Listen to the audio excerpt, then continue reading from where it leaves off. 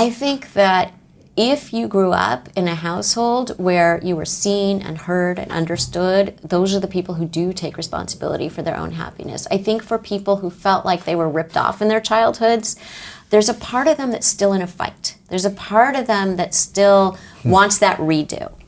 And so it's kind of like they're not aware of this, but what they're saying is basically, I will not change mom and dad until you give me the things that I did not get in childhood. So they'll go find a partner that emulates their environment from mom and dad and try to change them so they... Well, right. This is the irony of relationship, right? For those people who have not sort of worked through it.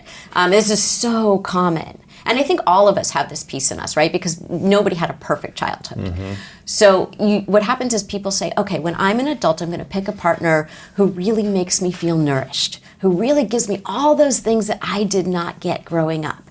But what they don't realize is unconsciously they have this radar for the people who look very different from their parents on the surface.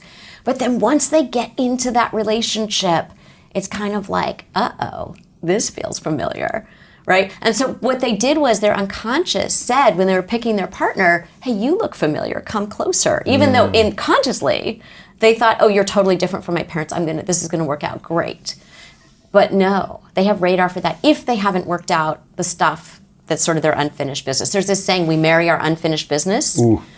We actually do marry our unfinished business. So that is why it is so important as an adult to take responsibility and say, you know what? I am going to have to grieve this loss of what I didn't get, and I'm going to have to work through this and assess where I am as an adult so that I pick people and surround myself with people who are healthy for me.